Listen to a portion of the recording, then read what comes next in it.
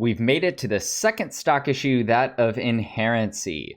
This is oftentimes one of the most misunderstood stock issues, so really make sure to pay close attention here.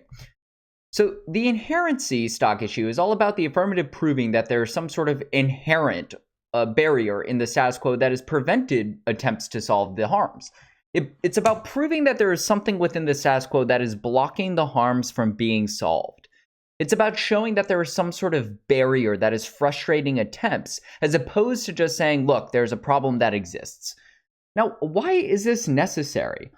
Let me tell you that most debaters actually really don't think this is an important stock issue, and so I think it's one of the most blatantly disregarded and misunderstood stock issues by debaters all across the country.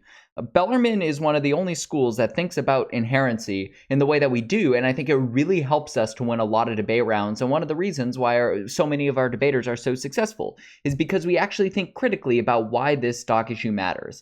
And my argument is that if you deploy inherency successfully on either the affirmative or the negative, it can really, really help you to win rounds. Even though you'll rarely go for inherency as a debater, using this stock issue to set up arguments on other parts of the debate is really, really strategic. So, inherency is all about providing a reason why the world is the way it is. And I think understanding this bullet point is the key to understanding why inherency is so useful. When debaters just stand up and assert truths about the world, they say there are big problems that exist and there's something that could fix it, or a negative team stands up and says this plan causes lots of bad things to happen, but they never get into explanations of why. Then I think the debate can just oftentimes feel like a back and forth, a he said, she said, and there oftentimes doesn't feel like much of a resolution. But inherency gets to the deeper questions of why is the status quo the way it is, or why hasn't the affirmative plan been passed, and answering that question can provide credibility for every other question in a debate round. So this type of explanation is just all too often lacking in the technical argumentation of a debate round, and debaters are oftentimes just relying on the judge to sift through a complicated set of technical arguments and settle disagreements. And so, again, I think this is why inherency is so important, is because it helps to provide credibility. This is the biggest misconception debaters have about inherency, is that inherency, they think, is just about saying a problem still exists. So let's talk about Syrian refugees, or let's talk about selling arms sales to Saudi Arabia. In both those cases, debaters would typically think of just saying, hey, well, Syrian refugees right now, there's a lot of them. Inherency would just say none of them are being let in. Or on Saudi Arabia, the inherency story, the harms would be, Saudi Arabia is using all these weapons to in a war against Yemen and murdering innocent civilians, and the inherency would therefore just be that the United States is selling them weapons. Nope, I'm going to argue that all that is just part of harms. I actually think inherency is about getting to why we do those things. Well, if U.S. selling arms to Saudi Arabia is leading to hundreds of thousands of people dying, well, why is the United States doing that? Why is it in our interests to sell weapons to a country that seems so contrary to the values of democracy if they're just murdering innocent people? Or, why isn't the United States letting in Syrian refugees if it would provide such huge humanitarian assistance to one of the worst humanitarian disasters of the 21st century? This is where inherency comes in, right? Where all of a sudden the affirmative team can provide an explanation. And I think there's a logical tension in every affirmative case that negative teams can exploit if they are intelligent. And that tension is what is oftentimes called by debaters the inherency-solvency double-bind. Now, let me full stop. If you ever call this the inherency-solvency double-bind in a debate in front of a judge, first, if they are parents, they will literally have no idea what you're talking about, and it'll just sound like psychobabble. If it's a varsity member of the team, I will make sure that they deduct points, because that is just not good practice to rely on this technical jargon. Instead, what you should do is think about the logic of this and use it within debate rounds itself. So here is the fundamental logical tension in any affirmative that inherency can actually help to solve.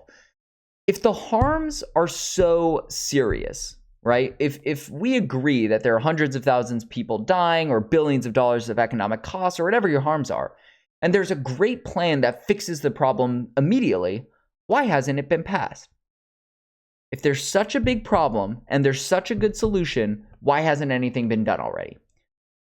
Notice here that if the negative team pushes on this question, they can really set up a subliminal response that there must be a reason why the affirmative plan hasn't been passed. What inherency does for the affirmative is it gets ahead on that question and says, well, here's why nothing has been done. So it's important. The negative will rarely read arguments on inherency, but they can push on it in cross-examination to poke holes in the credibility of the affirmative case, because it raises the possibility that perhaps there's a reason why the affirmative team hasn't been passed yet, probably because it doesn't work or it has serious negative consequences. And so the key takeaway here is that a good inherency story lends tremendous credibility to the affirmative's case, whereas a bad inherency story can be exploited by the negative to undermine the affirmative's credibility and raise serious doubts about the plan. And so it's the affirmative's duty to provide a strong explanation of why nothing has been done to solve the harms that are so serious, and specifically why their own plan has been perpetually ignored by policymakers. If the affirmative team can answer this question well, it not only deflects one of the biggest strategic rhetorical weapons that the negative team can employ to cast doubt on the affirmative team's plan, but it also provides the affirmative team with a compelling narrative that improves the credibility of their overall position. So, inherency, if there's one thing you remember, is all about credibility. So, let's take a look at some of the various types of inherency stories an affirmative team might go for. First could be lobbyist or corporate greed. So oftentimes, special interest groups have an outsized impact on policymaking. This type of story works especially well if you can show that corporate greed is dictating federal government policy. So, for instance, the high price of pharmaceutical drugs in the US can be linked to the power of pharmaceutical drug companies and their ability to lobby politicians. And so this type of inherency story, that if we were talking about the opioid crisis, for instance, and your inherency story was that pharmaceutical drug companies have been spending billions of dollars to push these products onto patients, all of a sudden that can be incredibly persuasive because it creates a clear culprit that can be blamed for the problems of the status quo.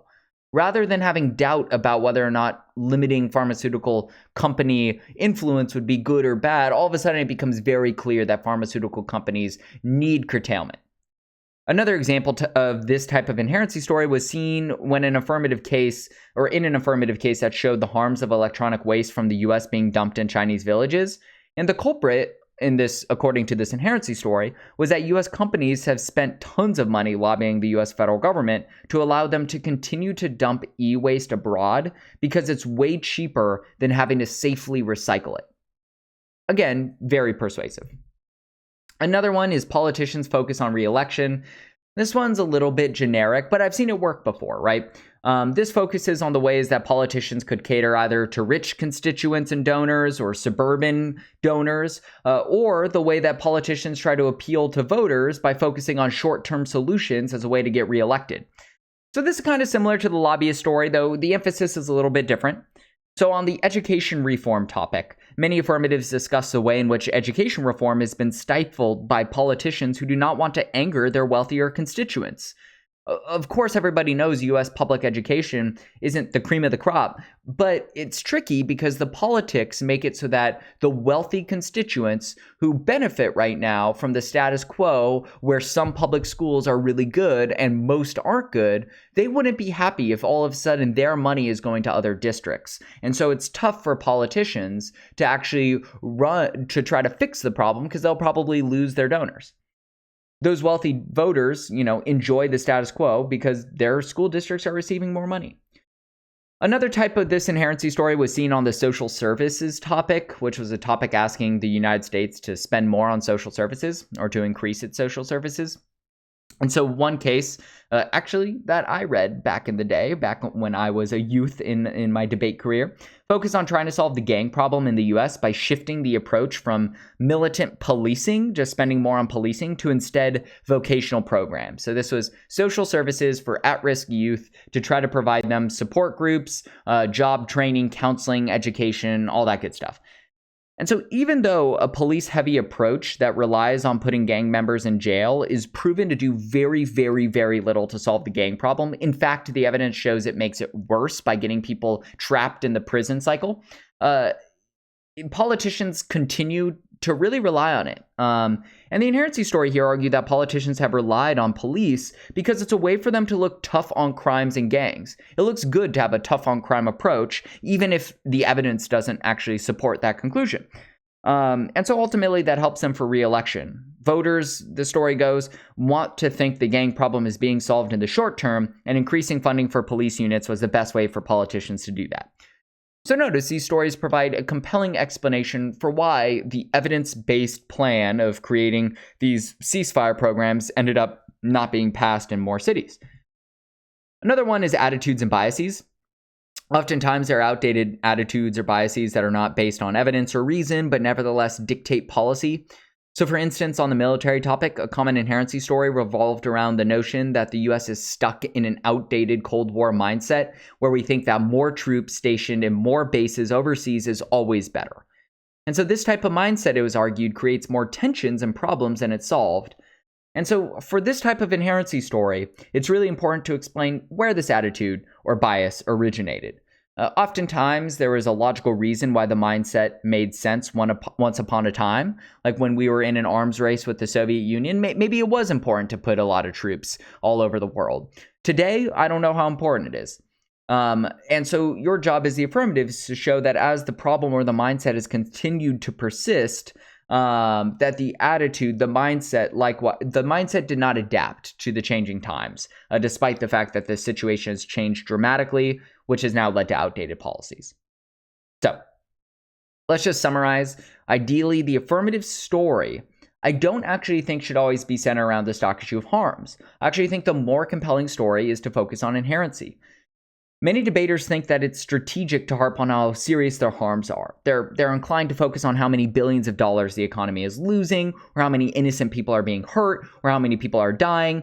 And while these harms are certainly important, and no affirmative can win a debate without them, a more nuanced and credible affirmative team will focus on the inherency story instead, right? Instead of saying 10,000 people are dying every year, good affirmative teams say 10,000 people are dying because corporations continue to prioritize their own profits over the lives of innocent people. Fundamentally, by making inherency the focal point of the affirmative is able to develop a cohesive story with a concrete culprit rather than a disparate and technical set of arguments around harms, impacts, and some sort of plan. So just know, inherency, I like to think of it as the glue that ties together a story out of the various arguments of the affirmative's case and allows the audience to understand what actor is really behind, or what culprit is really standing behind all of the issues that are at the center of the debate. And if you can do that successfully, it just lends so much more credibility to your arguments. So hopefully that makes sense. In subsequent videos, especially as we get into the speeches, we'll be focusing a lot more how you might deploy this on both the affirmative side and the negative side to undermine or strengthen the credibility of the core arguments in the round. Hopefully that helps. If you have any questions, let me know as always.